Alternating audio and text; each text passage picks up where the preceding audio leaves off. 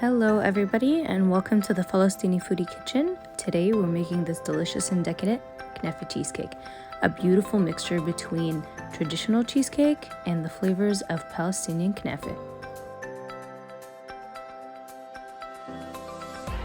To get started, we're using shredded kataifi dough or shredded phyllo dough, and we're mixing it with melted butter and some powdered red food coloring.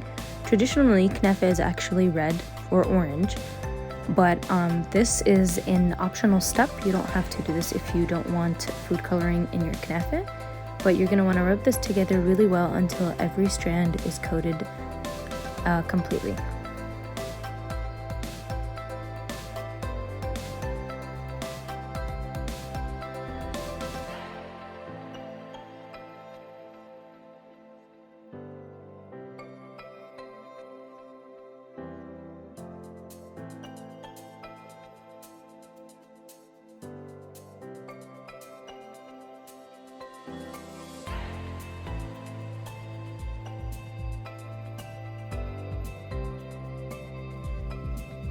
And in my 9-inch springform pan, I have it lined and sprayed, also sprayed under the parchment sheet. And now I'm going to be layering in half of the Knafe mixture and pressing it down with my hand to make sure it's nice and firm, so it is the perfect base for our cheesecake.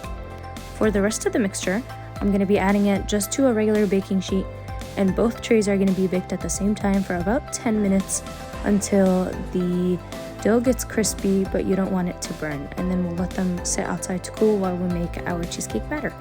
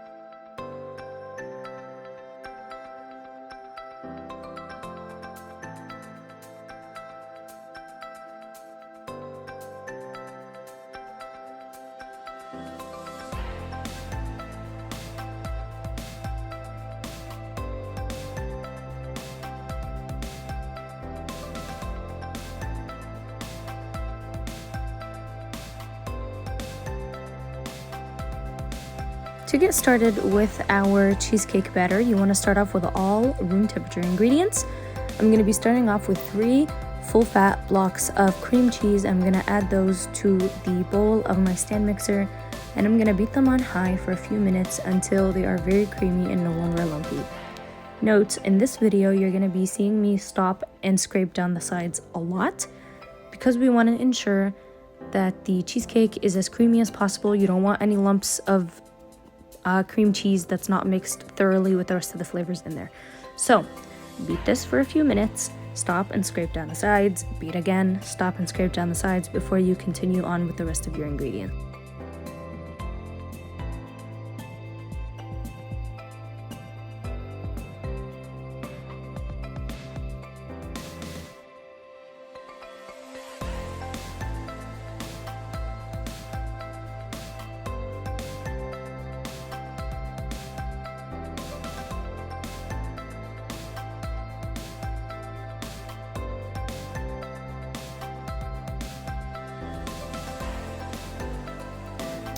While my mixer is on high, I'm now going to be adding in my white granulated sugar, and this just ensures that the flavor of the cheesecake is not too sweet. It's not going to be sweet because we're going to be adding in some simple syrup later on top of the cheesecake, but this just adds the perfect balance to the flavors. And I'm going to mix that and again stop and scrape down the sides before I continue.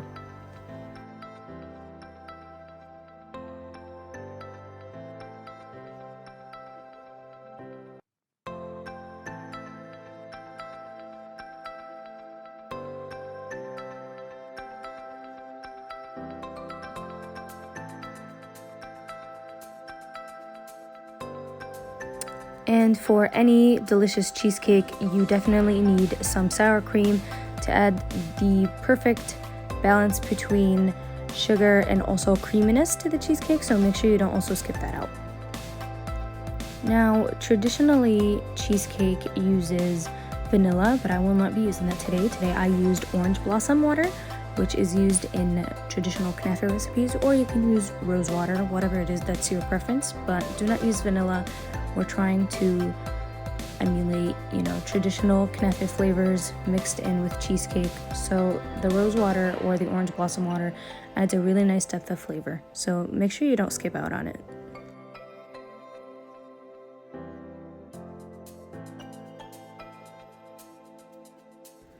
So now I'm putting my mixer on low, and I'm gonna be adding in my large eggs one at a time. And this part is crucial to pay attention to. You don't wanna overmix your cheesecake batter. So my egg is almost incorporated. Now I'm gonna be adding in the second egg. Just add them one at a time. Don't rush. You also don't wanna overmix. The minute you add in your last egg, and you can still see hints of yellow, we're gonna add in the last and final ingredient to the batter, and then we're gonna mix until barely incorporated. If you overmix, it tends to make the cheesecake crack on top, and it makes the texture really gummy, and you definitely will not be enjoying this at all.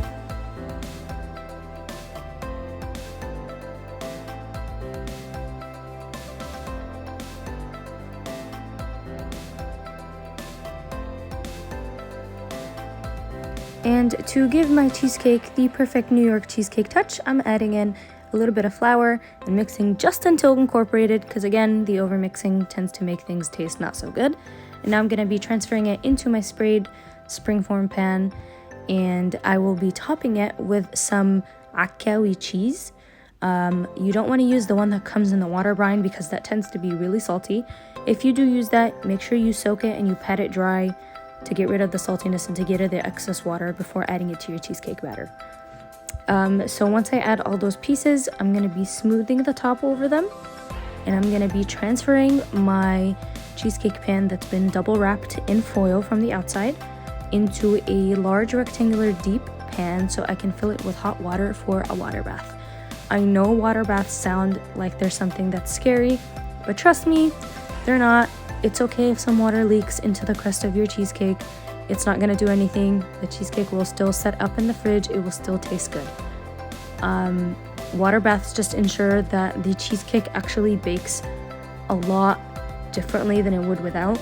The top would definitely crack if you don't bake it with a water bath.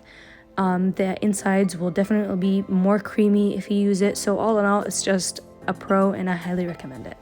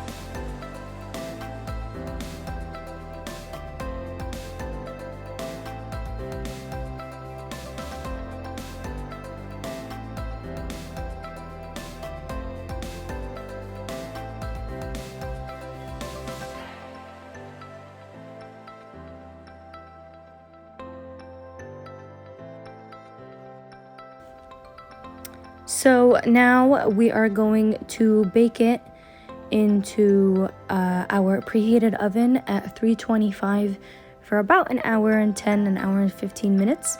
When you shake the pan, it should be a little bit jiggly in the center, but it should look firm. Now turn off the oven, open the oven door, let it cool for 30 minutes, and then let it sit in the fridge for a minimum of 4 hours. Once done setting, spread some delicious ricotta cheese on top, add the crunchy Knafe topping from earlier, garnish with pistachios and some rose petals if you like I did here, and then serve with some simple syrup. Be ready to wow everybody with this dessert. It is absolutely delicious, it's different, it's just absolutely amazing. Make sure you subscribe, share this video with all of your friends, and like and comment. See you guys.